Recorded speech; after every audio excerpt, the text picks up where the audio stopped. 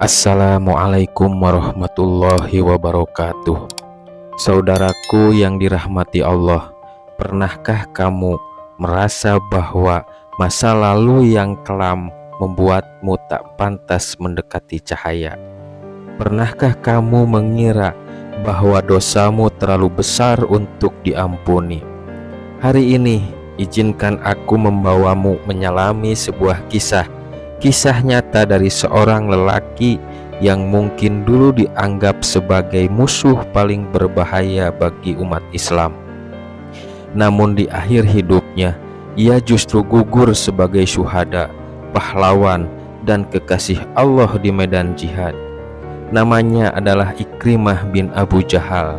Ya, dia adalah putra dari Abu Jahal, musuh besar Rasulullah SAW. Tapi siapa sangka jalan hidupnya berubah drastis dan akhir hayatnya dipenuhi dengan cahaya.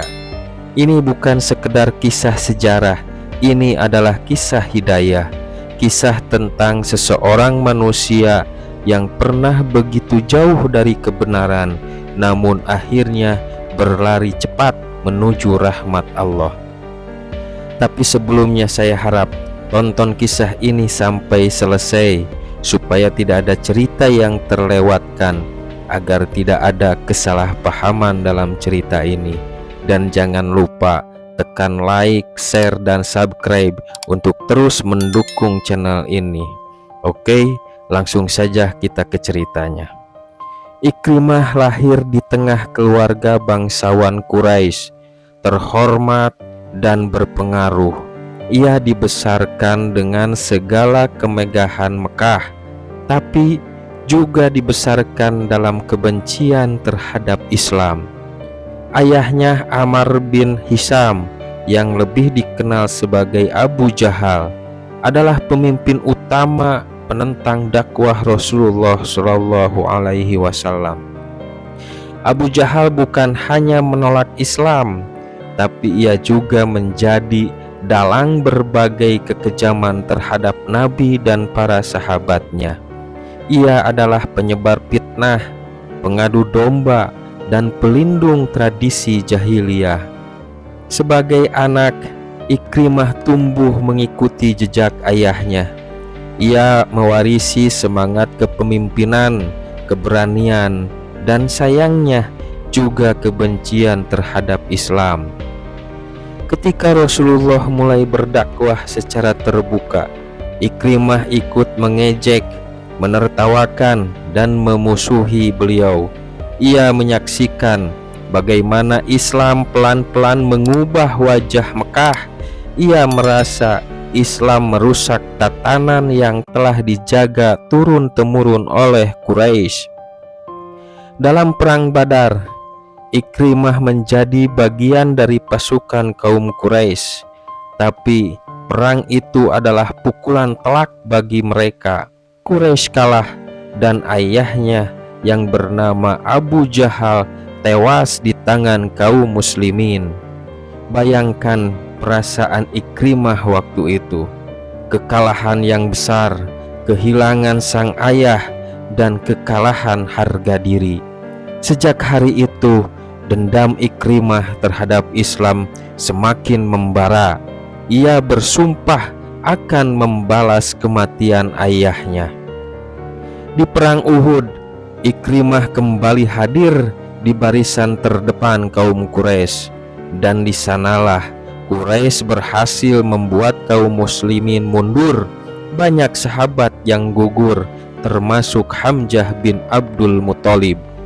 Bagi Ikrimah, ini seperti kemenangan pribadi, tapi bagi langit, ini adalah ujian bagi para muslimin. Lalu datang perang Khandaq. Ikrimah menjadi salah satu pemimpin pasukan Quraisy. Ia ikut menggali strategi untuk menyerbu kota Madinah. Tapi Allah Subhanahu wa Ta'ala menurunkan badai yang menghancurkan pasukan koalisi waktu itu. Sekali lagi kekalahan yang menyakitkan bagi Ikrimah. Makin lama Ikrimah melihat bahwa Islam tak bisa dihentikan dengan pedang, tapi hatinya belum siap menerima kenyataan itu.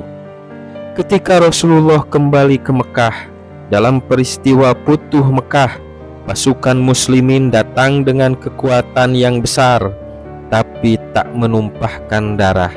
Ikrimah panik. Ia sadar masa depannya di ujung tanduk. Ia termasuk dalam daftar yang harus dibunuh karena permusuhannya yang sangat keras terhadap Islam. Ia pun melarikan diri ke arah Yaman, menyeberangi Laut Merah. Hatinya penuh ketakutan, dan untuk pertama kalinya Ikrimah merasa tidak ada tempat lagi untuk bersembunyi. Tapi di saat yang sama, istrinya Ummu Hakim diam-diam telah memeluk Islam. Ia datang kepada Rasulullah Shallallahu Alaihi Wasallam memohon agar suaminya Ikrimah diberi pengampunan. Rasulullah yang hatinya penuh kasih sayang bersabda, "Jika engkau bisa membawanya kepadaku, maka ia akan aku maafkan." Maka Ummu Hakim berangkat menyusul suaminya, menempuh perjalanan panjang dan berbahaya. Di tepi laut, saat Ikrimah hendak naik kapal untuk lari ke tempat yang lebih jauh, badai datang menggulung. Kapten kapal berkata, "Mintalah kepada Tuhan yang satu, karena hanya Dia yang bisa menyelamatkanmu." Dan kata-kata itu menusuk hati Ikrimah.